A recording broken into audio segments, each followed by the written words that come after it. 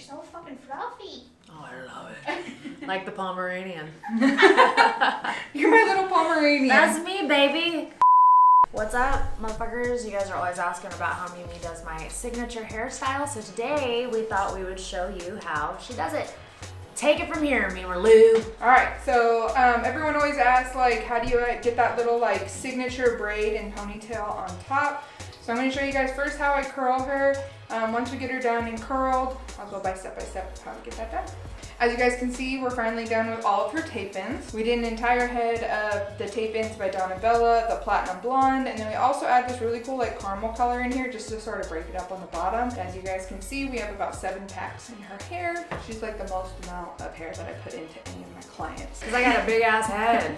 I got a dumongous. We're gonna be using the Babyliss Pro. I like the old Is that school how it's pronounced? I always called it Babyliss. Oh yeah, Babyliss, Babyliss. So we're gonna be using a larger curling iron. I'm gonna show you guys how I get her whole head curled. When I have long hair and I get sexier. Yeah. When I have short hair, I feel like a freaking news broadcaster.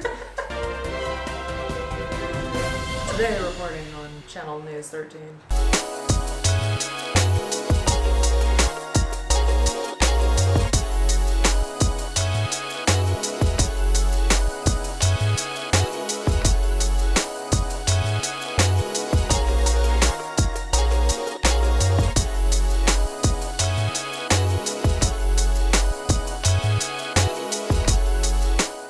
So then you guys are gonna wait until all of the curls have completely cooled down. You don't wanna feel any heat coming from them. Once you do that, then you can start really manipulating the hair and styling it how you want. So her signature is normally having a braid or a ponytail right here. So we're gonna do a braid up top today. So then you're gonna make sure you got your even section. You're gonna start right here and you're gonna take a normal 3-part braid and you are going to start to Dutch braid, which means that the braid is actually gonna sit on top of the hair. Double Dutch. Double Dutching. French braid sits within the hair, so it's underneath versus Dutch being on top. This matters because we don't use a lot of hair doing her braid, but we want it to look like she has a lot more hair. Because I'm a bald ass bitch. Not anymore.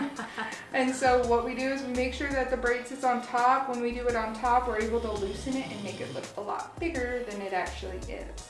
Poofy dad. Poof daddy. Poofy dad. And you'll only want to go back until the apex of the head. To find the apex of the head, you find the highest point of the hair when the hair begins to fall backwards. That's about the time you're going to start stopping. Apex just means highest. So now that you're at the apex of the head right back here, I'm just going to kind of get a good grip on this, and we're going to start working our way from about where the braid is forward, loosening up, just pulling very, very easily. I'm not pulling the whole entire subsection, I'm just pulling the corners of it. That's going to loosen up the braid and make it look a lot bigger, like we have more hair happening up here. So as you begin to loosen, like I said, you're just pulling the sides, you're not pulling that whole subsection, making that braid look a lot bigger. So now when it comes to making the actual ponytail, everyone always wants to know how she gets her ponytail so perky and high. Like my tits. Surgery. Surgery. Hair surgery. Back up a little bit. We're gonna go right there to the base, and you're just gonna make a normal ponytail at first. You'll make the perkiness afterwards. Use these clear little rubber bands because they're gonna be a lot stronger than those like colorful ones, so that shit will break.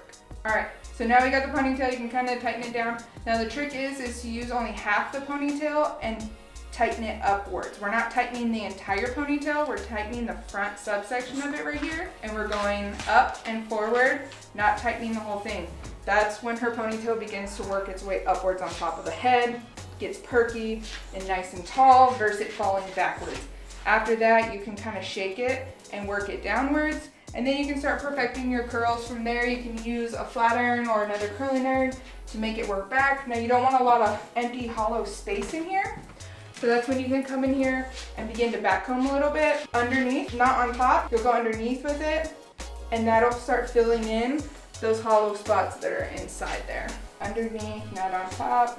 And then hairspray comes in handy. Now when you want to go ahead and break up all of these curls, so make sure you have like some type of oil on your hands so you're not causing a lot of frizz. Your hands can be really sticky and they can cause too much frizz. And you're gonna start breaking up the curls. Now to make them big, as you guys noticed, I curled her hair in 2 different directions so that all the curls don't fall together. And I elongated the curls. Elongate. I love that word. We elongated you. Yes. And then you're gonna go in and to make her hair big, because she loves big hair. The bigger the hair, the closer to God.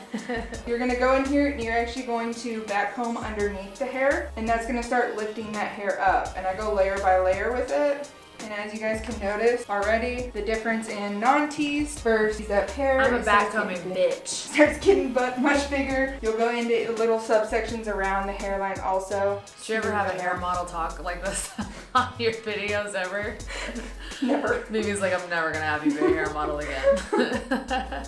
All right, so there you guys go. Then we would hairspray her and finish her out and everything like that. Yeah, bitch. So now you guys know how to do my hairs. Mimi, we love you. We love you guys. Thank you so much. Bye.